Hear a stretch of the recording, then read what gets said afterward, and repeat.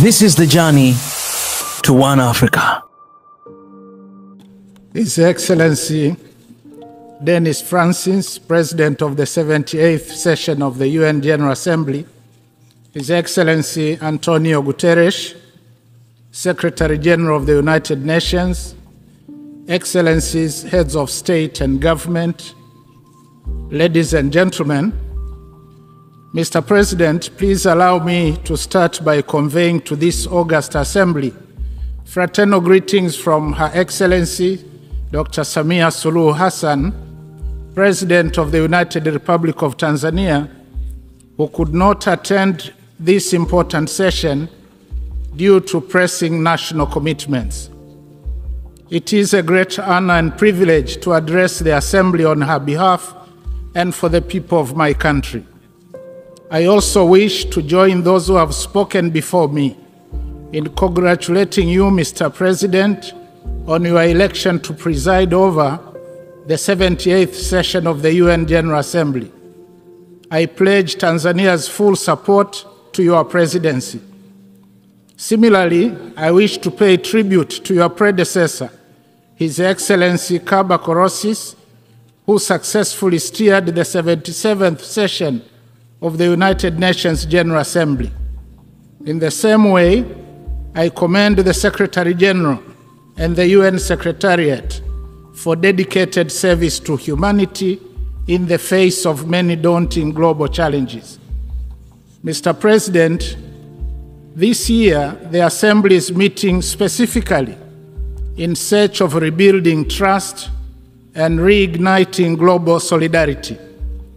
However, for decades now, the persistent voice of the Global South calling in the wilderness make straight the way toward peace, prosperity, progress, and sustainability for all has fallen on deaf ears. The hitherto strong historical solidarity, fraternity, and commitment to the principles of non-interference, equality between nations, and mutual benefit bequeathed to us by the UN founding fathers is withering away. As a result of this paralysis in multilateralism, we have now begun to witness shifting geopolitical tectonic plates and creation of new blocs, seeking to replace the now obviously dysfunctional world order. Trust among states has worn away, and there is erosion of the rule of law and a revert back to unilateralism. The effectiveness of the UN system and multilateral financial institutions is now being questioned more than ever before, calling for their immediate reform. All this is happening at a time when the world is reeling from the aftershocks of the COVID-19 pandemic, relentless wrath of climate change, horrendous armed conflicts, global food insecurity, looming energy and debt crisis, as well as stubborn poverty and growing inequality. Furthermore, implementation of the SDGs 2030 has been disappointing, mainly as a result of unfulfilled promises of finance and technology by the global north and limited fiscal space in most African countries. In order to rebuild trust, it is imperative that the global north walks the talk on its promises and listens to the voices of the global south. Analogously, the global south must re-engineer its domestic revenue mobilization effort, including putting an end to hemorrhage of its natural resource wealth and illicit capital outflows. Mr. President, peace is undeniably a prerequisite for achieving the 2030 Agenda for Sustainable Development. Ironically, even in this 21st century, some nations are still firing guns and missiles at each other. However, the fact is that massive production of weapons and skyrocketing military spending on armed conflicts is compromising the promises we all made to the most vulnerable among us, that is, children, youth, women, and the poor, to build a better, prosperous world and create opportunities for all, leaving no one behind. In this regard, Tanzania highly commends the United Nations for its tireless efforts in maintaining international peace and security. We applaud the Secretary General's new agenda for peace, unveiled on 20th July 2023, which provides a greater vision for multilateral efforts towards peace and security on the basis of international law. I therefore implore each one of us in this assembly to give due consideration to the priorities stipulated therein, for they resonate very well with the spirit and essence of the theme of this assembly. Mr. President, Tanzania remains fully committed and ready to work with the UN family in maintaining global peace and security to make the world a safer place to live in, not only for us, but more importantly, to the generations to come. Tanzania firmly believes that the world needs to invest more in dialogue and diplomacy to prevent and resolve armed conflicts. Wars and confrontations must be avoided at all costs, because in war everyone loses, including the non-warring parties. In this regard, Tanzania has and will continue to contribute to peacemaking and peacekeeping efforts in Africa and elsewhere in the world. As of March 2023, Tanzania stood as the 12th largest contributor among 125 countries in UN peacekeeping missions. Tanzania urges the international community to increase support to regional initiatives to bring peace to war-torn parts of the African continent.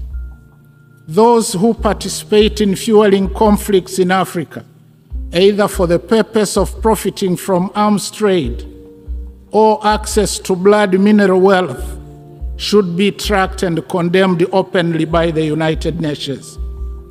With regard to combating terrorism, Tanzania has strengthened capacity to deal with cross-border terrorism, working with our neighbors and international partners, especially through sharing of information and strategies.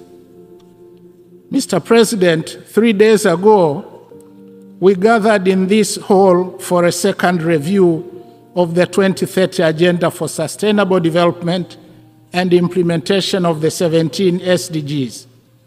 It is discouraging to note that at halftime, we are off track to meet most of the goals.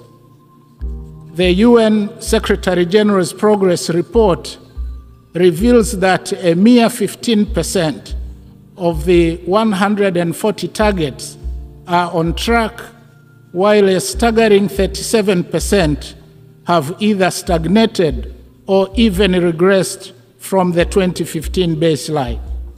This underperformance calls for supercharged implementation and partnership, especially prioritizing to scale up investment in people. Mr. President, Tanzania is fully committed to implement the SDGs as envisaged. In July this year, Tanzania presented its second voluntary national report, which shows that overall there has been significant progress with respect to SDG 2 to 7, as indicated by an increase in food sufficiency ratio, availability of essential medicines, decline in under 5 mortality, increase in pre- and primary gross enrollment rates, significant milestones in pioneering gender equality, improved water supply coverage in urban and rural areas, as well as population connected to electricity. However, Only moderate performance has been recorded for SDG 1, 8, and SDG 10. To ensure successful implementation of SDGs, Tanzania is determined to take actions to improve further the domestic revenue effort while capitalizing on PPPs. We are also prioritizing investments in the social service sectors, agriculture and agribusiness, value addition and infrastructure, as well as uplifting of skills for the youth. In addition, harnessing science, technology, and innovation is also key to hastening implementation of the SDGs. Mr. President, climate change has now become the world's greatest threat. Recent natural calamities, which have devastated parts of some countries around the world, amplify the horrible effects of climate change. And on this note, Tanzania offers deepest condolences to the governments and the people of Libya and the Kingdom of Morocco for the loss of lives and properties caused by floods and earthquakes. Furthermore, the latest assessment report of the Intergovernmental Panel on Climate Change sounded an alarming reality that the world is off track, the 1.5 degrees Celsius limit agreed in Paris. Disturbingly, the report indicates that Africa is warming at an accelerated pace, outstripping the global rate. As such, climate change has and will continue to adversely impact Africa and hamper its progress. Tanzania, therefore, reiterates its call for urgent and concerted actions by all nations to cut down greenhouse gas emissions and strengthen mitigation and adaptation measures. Together, we must create an enabling environment and facilitate investments needed to unlock resources for scaling up implementation of our climate commitments and decarbonization of the global economy. We, the global community, must act with urgency. Tanzania also reiterates its call for a fair and just clean energy transition for Africa. Mr. President, unilateral coercive measures have serious adverse effects on the targeted economies and innocent lives, especially of women and children, the very people we have committed not to leave behind. Tanzania remains steadfast in its opposition to injustice, wherever it is committed and by whoever. We stand against the imposition of unjust economic sanctions and other unilateral coercive measures that undermine sovereignty and prosperity for all. Likewise, we continue to stand in solidarity with our brothers and sisters who continue to be denied their rights to self-determination and those living under occupation or domination. We call for the lifting of unjust sanctions and an end to the occupation or subjugation. Tanzania also advocates for peaceful resolution of all territorial disputes in accordance with the principles set out in the United Nations Charter. Mr. President, in closing, I wish to reaffirm Tanzania's unwavering commitment to support the United Nations and its member states in implementing our common global agenda. We call upon warring parties around the world to silence their guns and missiles and give prominence to peace. Let us act towards each other with humility, not arrogance. Let's heed the old wisdom that says, an eye for an eye leaves everybody blind. Let's act together to address the climate crisis and hasten implementation of Agenda 2030. Our humble plea is that the voices, promises, and solutions made or provided on this rostrum ought to bring hope to the hopeless, dignity to the humiliated, and justice to all. I thank you.